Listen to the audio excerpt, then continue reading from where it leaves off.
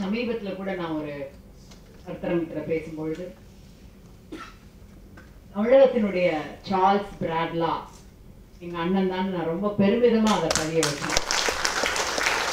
அதுல எந்த விதமான மாற்று கருத்தும் இல்லை. பகுத்தறிவை பொறுத்தமட்டில், சுயமரியாதை பொறுத்தமட்டில் என்று இந்த கதைகளின் மூலமாக மறுபடியும் அவர் உறுதிப்படுத்தியிருக்கிறார். பேசுவதற்கு ஒரு மிக நல்ல தொடக்கமாக நண்பர் ஹமீது எங்களுடைய ஐயாவை, தந்தை பெரியாரை இங்கே நினைவூட்டி ஒரு முகப்பு உரையில தொட்டு சென்றிருக்கிறார். அவர் நினைக்காமல் இந்த இரண்டு கதைகளையும், இந்த குறும்பட ஆக்கத்தையும் நாம் கடந்துவிட முடியாதுதான்.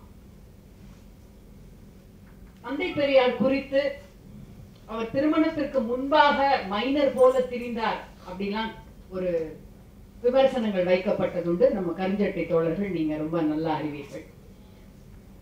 அதுல இருக்கின்ற உண்மை, பொய் இவற்றையெல்லாம் விடுத்து அந்த காலகட்டத்தில் இந்த விமர்சனங்கள் கொடுத்து அதற்காக பேசிய நம்முடைய கருஞ்சட்டை தோழர்கள் ஒரு கருத்தை முன்வைத்தார்கள். அப்பொழுது அந்த காலத்துல பால்ய விவாகம் நடப்பது வழக்கம். அப்ப பால்ய விவாகம் செய்கின்ற அந்த குழந்தைகள் 10 பெண் குழந்தைக்கு 10 வயது இருக்கும், அந்த பையனுக்கு ஒரு 16-17 வயதுக்கு மேல் இருக்கும் பொழுது இந்த குழந்தை பருவமடையும் வரையில் அப்படி இப்படி அவர்கள் இருப்பது வழக்கம்தான் என்ற ஒரு கருத்தை பொதுவெளியில் வைத்தார்கள்.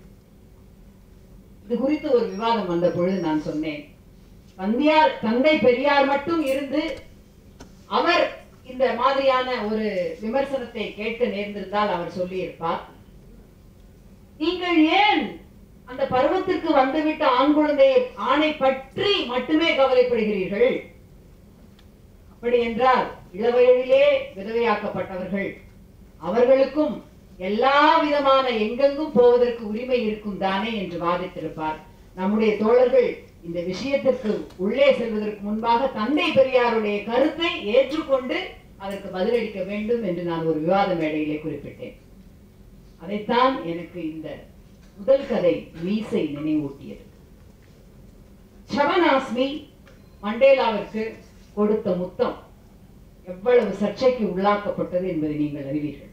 மண்டேலாவிற்கு எத்தனையோ ஆண் மக்கள் பிரியமோடு முத்தம் கொடுத்திருப்பார்கள். ஆனால் ஒரு பெண், ஒரு கலைஞர் கொடுத்த முத்தம் மிகப்பெரிய சர்ச்சைக்கு உள்ளாக்கப்பட்டது. சானியா மிஸ்ரா, எத்தனையோ ஆண்கள் மிக இறுக்கமான குட்டையான உடை அணிந்து இன்றளவும் விளையாடுகிறார்கள். ஆனால் அவர் அணிந்த அந்த குட்டை பாவாடை என்பது விளையாட்டின் வசதி கருதி அடைந்திருக்கின்ற அந்த ஆடை என்பது சர்ச்சைக்கு உள்ளாக்கப்படுகிறது.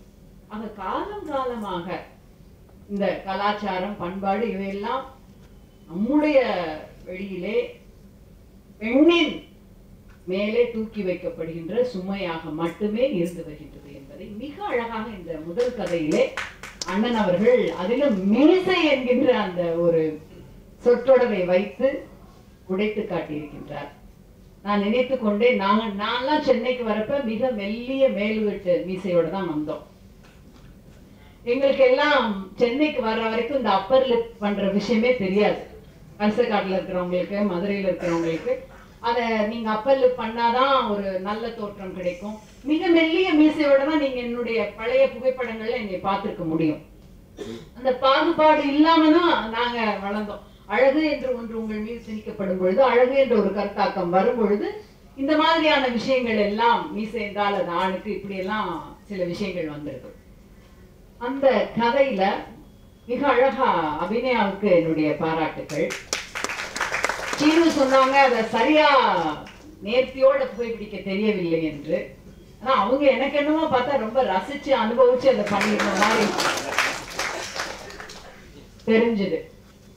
அந்த சஸ்பென்ஸ், அந்த கணவர் கதவை திறந்து பார்த்த உடனே அவங்க உட்கார்ந்து இருக்கிற அந்த ஷாட் நம்மளை மறந்து கையை தட்டி ஒரு சிரிக்கிற ஒரு மொமெண்டா இருந்தது. பொதுவா பெண் உரிமை, பெண் விடுதலை எனும் பொழுது ஒரு ஆண் செய்கின்ற எல்லா காரியங்களையும் ஒரு பெண் செய்யலாம், செய்ய வேண்டும், செய்ய முடியும் என்பதுதான் பெண் உரிமை, பெண் சுதந்திரம் என்றெல்லாம் வைக்கப்படுகின்றது. ஆனால் ஸ்மோக்கிங்கோ ட்ரிங்கிங்கோ விடுதலையோடு தொடர்புடைய விஷயம் கிடையாது. It is a habit. உங்களுடைய பழக்க வழக்கம் தான் அது. பழக்க வழக்கத்தோடு தொடர்புடையது. ஒரு ஆணின் பழக்கமாக இருப்பது ஒரு பெண்ணின் பழக்கமாக இருக்கலாம். ஆனால் உன்னே நீ செய்தால் ஒழுக்கக்கேடு என்று குத்தப்பட மாட்டாது, உடலுக்கு கேடு. நான் செய்தால் மட்டும் ஒழுக்கக்கேடா அப்படின்னு பாக்குறப்ப எனக்கு எல்லா குரலும், அகலியோட குரல், சூர்பனகையோட குரல், எல்லா குரல்களும் வருது. அதுல கேட்டு ரொம்ப ஓங்கி ஒலிச்ச குரல் எங்க ஊரு, எங்க அப்பத்தா அம்மத்தா அனப்பேச்சியோட குரல் தான். ஏன்னா எங்க ஊர் பெண்களுக்கு சுருட்டு குடிக்கிறதுங்கிற ரொம்ப சாதாரணமான ஒரு விஷயம். It is not a taboo. என்னுடைய நான் கல்லூரி வாழ்க்கைக்கு வருவதற்கு முன்பாக விடுதி வாழ்க்கையில பள்ளிக்கூடத்துல படிச்சப்போ விருதுநகர் காமராஜருடைய சத்திரிய மகளிர் மேல்நிலை பள்ளியில இருந்த அம்மையார் வந்து அவங்க எங்களுக்கு சமைச்சு போடுற அம்மையார்.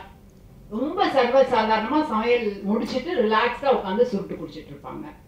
ஊர்ல கொத்து வேலை செய்யறவங்க இல்ல கிராமத்துல இருக்கிறவங்க எல்லாரும் வந்து சுருட்டு குடிக்கிறத பார்த்து வளர்ந்துருக்கவங்க தான் நாங்க. அதனால நான் வந்து மிகப்பெரிய ஒரு கலாச்சார அதிர்ச்சிக்கு ஆளாகவில்லை. ஆனால் அது கெடுதல், உடல் நலத்திற்கு கேடு என்று வரும்பொழுது அந்த ஆணுக்கும் பெண்ணுக்கும் கற்பை போல பொதுவில் வைப்போம் அப்படிங்கிறது தான் இந்த கதை சொல்ற விஷயம். ரொம்ப பிடிச்சிருந்துச்சு எனக்கு. அதை ரொம்ப அழகா நீங்களும் ராஜவசந்தன் ஆமா திரைமொழியில ரொம்ப நல்லா கடத்திக்கிறீங்க. எனக்கு இதுல ரொம்ப பிடிச்ச விஷயம் என்னன்னா, இந்த முகங்கள் எல்லாமே தமிழ் முகங்கள், நடிச்சிருக்கிற முகங்கள் எல்லாம் திராவிட முகங்கள். ரொம்ப அது திரையில பார்க்கறதுக்கு எனக்கு மகிழ்ச்சியா இருந்தது.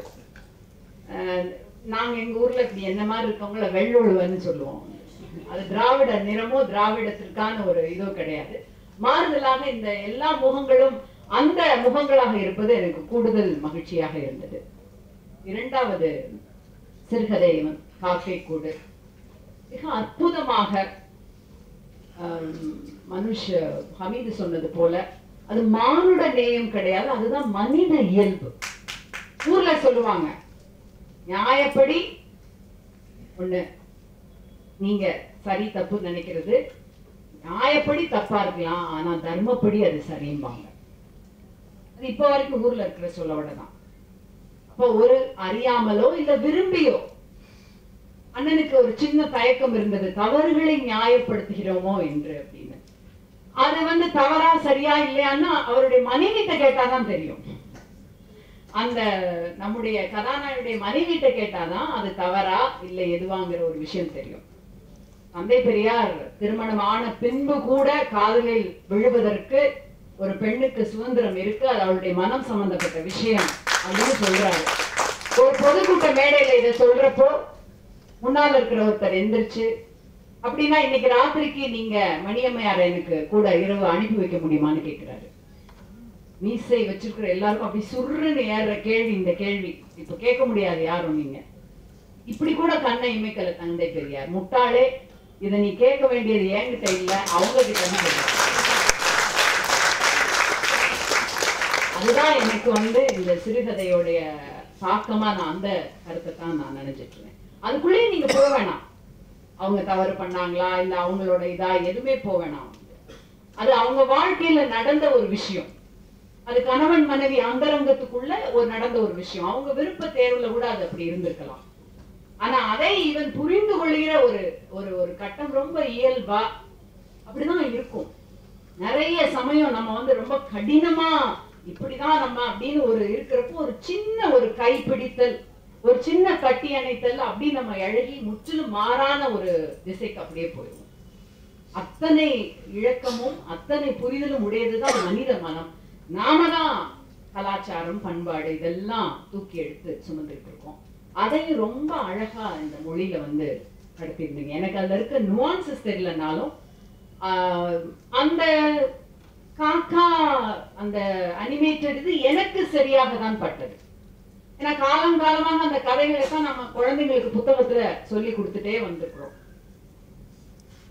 மரங்களின் இடையே கூவாத பொழுதும் கூட்டில் குயில் இருந்தது அப்படின்னு சொல்றப்போ என்னுடைய இரண்டாவது மகளுக்கு இந்த கவிதையை சொல்றப்போ அர்த்தம் புரியல.